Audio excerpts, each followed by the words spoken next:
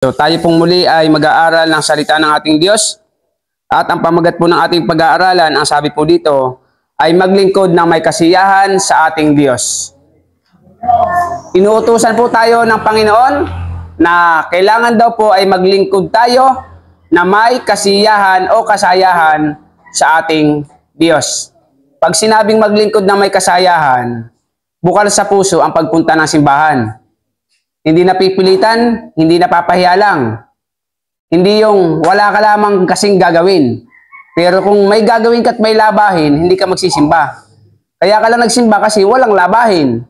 Walang gagawin. Walang pupuntahan. Walang pang shopping. Kaya hindi makapagala kapag kalinggo. Ano po? So ang sabi sa Biblia ay maglingkod daw po sa Panginoon ng may kasiyahan. Ibig sabihin hindi po napipilitan lamang. Kasi napakahirap po maglingkod sa Panginoon kapag punong-puno ng problema. Ano? Yung bago ka matulog ay problemado ka, Sabado ng gabi, pagising mo sa umaga ng linggo, problema na naman. Para pong ang hirap, tapos lalakad ka pa papuntang simbahan, mahirap. Pero ang inuutos sa atin ng Diyos, maglingkod po tayo ng may kasiyahan. Ibig sabihin kahit ano pong problema natin, ay dapat magpatuloy tayo sa paglilingkod sa Diyos. Dahil ang problema, hindi po yan mawawala sa atin, kakambal po yan ng ating buhay. Ang walang problema, yung taong pinoproblema ng pamilya. Yan. Kaya kapag wala ng problema, abay mag-isip-isip ka na, baka yung kasama mo sa bahay ay punong-puno na ng problema dahil sa iyo. Di po ba? Kaya pag may problema ay pasalamat tayo sa Diyos, dahil ang problema po ay kakambal ng ating buhay, ngunit tayo po ay tumitibay dahil sa mga pagsubok sa ating buhay. So kailangan po ay maglingkod tayo sa Panginoon. Ang sabi dito, si Yahweh ay papurihan, paglingkuran siyang kusa. Ang sabi po sa Aklat ng Awit 100 talatang 2. Si Yahweh ay papurihan, paglingkuran siyang kusa. Pag sinabing paglingkuran siyang kusa, ay hindi ka po napipilitan, wala sa iyong sumusulusol para lang magsimba. Kahit hindi ka po yayain, pupunta ka na simbahan, ibig sabihin kusang loob ka na papupunta na simbahan. Hindi yung pag wala yung iyong kakilala sa simbahan, ay ayaw mo na ding magsimba. Hindi, pag nakikita mo yung medyo iba sa tingin mo sa loob ng simbahan, ayaw mo na rin magsimba. Ang sabi sa Biblia ay paglingkuran daw po natin ang Diyos ng kusa. Ibig sabihin kusang loob, hindi napipilitan, at ikaw ay kusang loob na naglilingkod sa ating Panginoon. Wala kang tinitignan, kundi ang ating Diyos po lamang. Hindi ka tumitingin sa problema. Simba na simba, problema din naman. Magsimba ka, hindi, may problema. Simba na simba, di naman nagkakapera. Ay bakit? Nagkakapera ka pag hindi nagsisimba. Simba na simba, may problema. Bakit? Pag hindi ka nagsimba, wala kang problema. Eh, pag hindi ka nagsimba, may problema lalong lumalaki. Kasi ang problema ay sarili mo na. O ba? Sa magsimba't hindi, may problema. Sa magsimba't hindi, isa lang ang takbo ng buhay sa saddle, sa lugar natin. Mahirap daw ang pamumuhay, mahirap ang pamimira. Totoo naman yan. Lagi po nating tatandaan, iba po kapag tayo ay nasa Panginoon at naglilingkod sa Diyos. Ano po?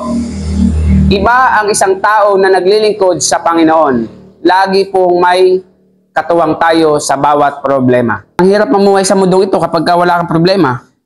Kapag wala kang katuwang sa buhay na ito. Dahil sa dami po ng problema at wala ka pang Diyos sa buhay, ay talaga pong susuko na. Mabuti na lamang at may Diyos. Kaya hindi sumusuko. Tama, Pwedeng? Kaya tayong mga anak ng Diyos, dapat po ay maglingkod sa Panginoon ng kusa. Ibig sabihin, sino man ang kasama mo, ano man ang kaharap mo, ano man ang sitwasyon ng iyong buhay, kailangan po tuwing linggo tayo ay pumupunta ng simbahan. Huwag po natin ipagpapalit sa labahin ang araw ng linggo. Kaya pastor, hindi nakapagsimbay. Bro, namang sa dami kong anak ang labahin ay oo, linggo pa, ang galing. Linggo pa napiling maglaba. Oo, pwede namang Sabado. Pwede namang Biyernes ng gabi. Ay bakit linggo pa napili? So, ibig sabihin po, dapat ay maglingkod po tayo sa Panginoon ng pagkukusa. At ang sabi dito, si Yahweh ay papurihan. Ibig sabihin, lagi po nating pasalamatan ng Diyos kahit na po tayo ay punong-puno ng problema. Kasi inuulit ko po sa inyo, wala pong taong walang problema. O sino po sa inyong walang problema? Oh, bigyan ko kayo ngayon. Libre naman eh, gusto nyo? Sawa daw. Sawa. Kanya-kanya lamang tayong problema. Pero sabi naman ng Panginoon, hindi daw tayo bibigyan ng Diyos ng pagsubok na hindi natin kakayanin. Diba? At sa bawat pagsubok, doon po tayo tumitibay. E huwag mo sabihing matibay ka kung wala ka naman dinaan ng pagsubok. Di po ba? Kaya nga po sa larangan ng buhay, yung mga sundalo na nag-retired, talaga po, wag mo na po yung tanungin pagdating sa laban. Retiro na nga eh. Retirado na. Oh, eh, wala na pong kailangan patunayan yung mga ganyang bagay. Ganun din po sa tao. Pag ang isang tao ay maputi na ang buhok, ano po? Wag lang mata, mamumuti. At maedad na, wag mo na rin po tanungin sa hamon ng buhay. Ay marami na din po pinagdaanan yan. At kaya yan umabot ng katandaan dahil po nagtagumpay yan sa kanyang pinagdaanan. Di ba? Eh, bata pa lang may problema na eh. Kaya po bilang mga anak ng Diyos, dapat po tayo ay magtagumpay sa ating paglilingkod sa mundong ito. At ulitin ko po sa inyo, kailangan daw po ay lagi nating pasalamatan ang Diyos, papurihan po natin ang Diyos, at lagi po natin siyang paglingkuran ng kusa. Sabi dito, lumapit sa presensya niya at umawit na may tuwa. Ibig sabihin, lagi tayong lumapit sa Panginoon, lagi tayong tumawag sa Diyos. Lalapit tayo sa Diyos ng may kasiyahan. Ibig sabihin, kapag tayo maglilingkod sa Panginoon, pupunta sa simbahan, kailangan mayroon po tayong kasiyahan. Hindi po yung kaya ka lang pupunta na simbahan, baka nga naman schedule lang Bombay. Pupuntahan ka ng Bombay 9:30. Sakto, 9:30 ang simba namin. Oh. No, di mo alam yung Bombay, gara pa lang mukha. Alam ko na simbahan, di lalo ko napahiya. Pinuntahan ka pa simbahan para lang singilin. Ano? O kaya magsisimba dahil nahihiya lamang. Kaya naman kay pastor makapagsimba. Di ba? Napipilitan lang. Kailangan daw po ay may kasiyahan. Ibig sabihin, ang pagsisimba ay bahagi po ng ating paglilingkod sa Panginoon. Kaya ka nga po nagsisimba ay dahil nagtitipon-tipon tayong mga anak ng Diyos. Ang linggo, ito po yung ating gathering. Ito po yung ating pagtitipon-tipon.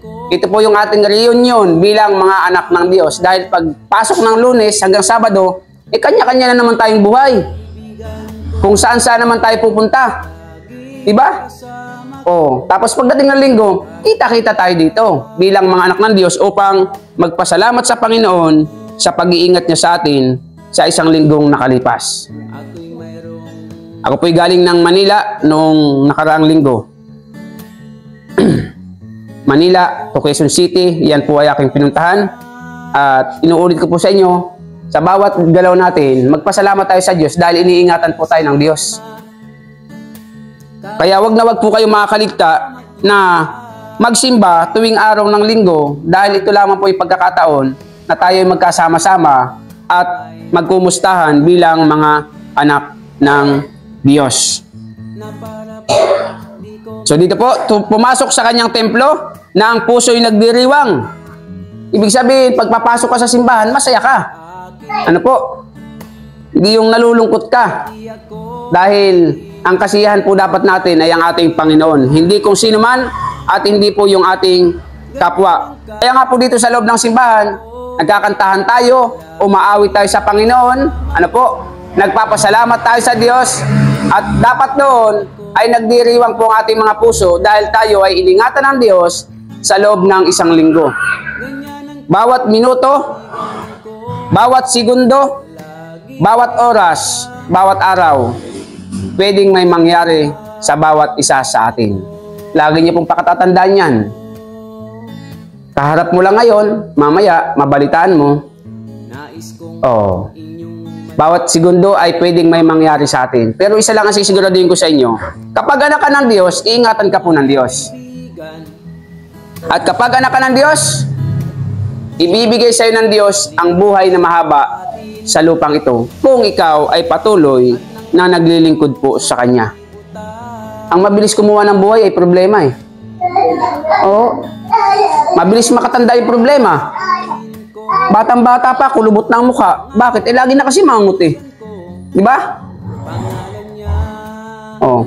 Batang-bata pa, mahina na. Bakit? Eh, punong-puno nga na problema eh. Kaya nanghihina yung kanyang katawan. Pero bilang mga anak ng Diyos, tayo po ay binibigyan ng Diyos ng kalakasan. Binibigyan po tayo ng Diyos ng pag-asa sa ating buhay. Na kahit punong-puno tayo ng problema, tayo po ay nagtatagumpay sa ating paglilingkod sa Diyos. Ang umaayaw nga po ay hindi nagwawagi. Kaya ang laban sa mundong ito ay patibayan na lang. At sisiguraduhin ko ang matibay, iyon yung mga may Diyos sa buhay. At hindi magagapi ng anumang problema. So, ang paalala po sa atin ng salita ng Diyos, maglingkod po tayo sa Panginoon ng may kasiyahan. Ibig sabihin, huwag kang aayaw sa paglilingkod sa Panginoon.